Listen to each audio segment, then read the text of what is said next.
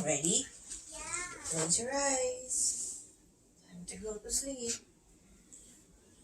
Little Red Riding Hood. Once upon a time, there was a little girl who lived on the edge of the woods. The thing she liked best in all the world was a red cloak with a hood that her granny had given to her.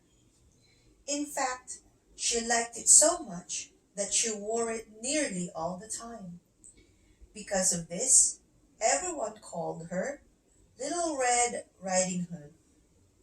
One morning, Little Red Riding Hood's mother sighed as she read a letter. "It's from Granny," she said, "and she's not feeling very well. But I just haven't time to go to see her today." "I could go," said Little Red Riding Hood. "Well," replied her mother, "I suppose you are quite a big girl now. I'll pack a basket of nice things for Granny and you can take it to her. But you must promise me not to wander off the path and not to talk to anyone on the way." "Of course not," said Little Red Riding Hood. So Little Red Riding Hood set off for her granny's cottage on the other side of the woods. Her mother waved to her. What is that?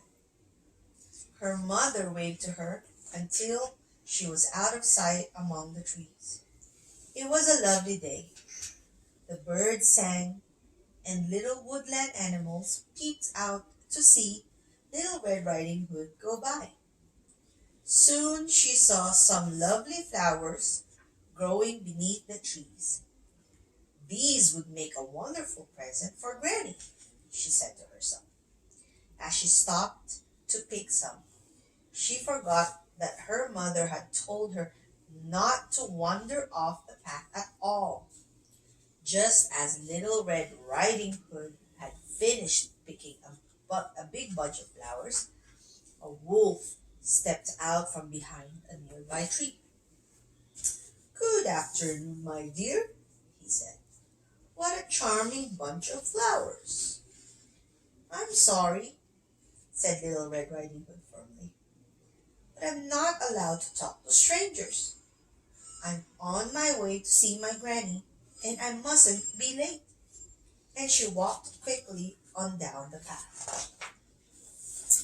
The wolf watched her go with a smile on his long gray face.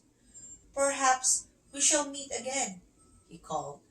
Then he ran off through the trees, following a secret shortcut that only wolves knew.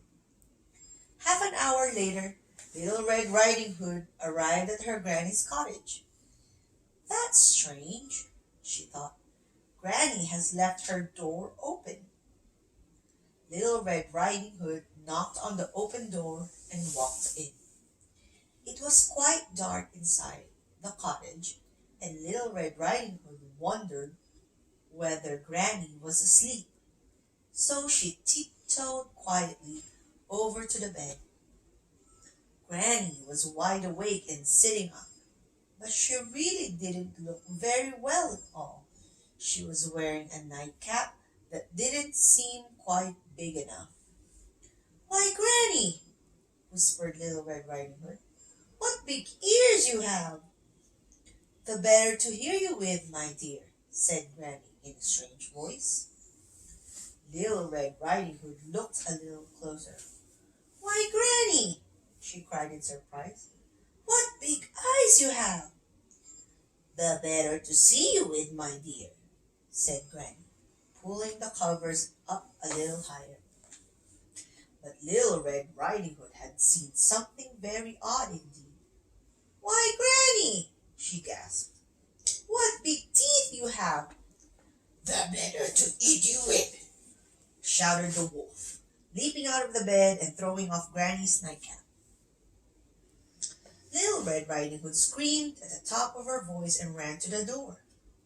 Luckily, a woodman who was working nearby heard the scream and hurried in with his axe. The wolf was so frightened that he ran off into the trees. "We won't be seeing him around here for a long while," said the woodman. Where's Granny? Cried Little Red Riding Hood. Just then there came a strange thumping sound from the cupboard. The woodman opened the door and out fell Granny. There's nothing like a good fright to cure a cold, she said cheerfully. Now sit down, both of you, and I'll put the kettle on. The end.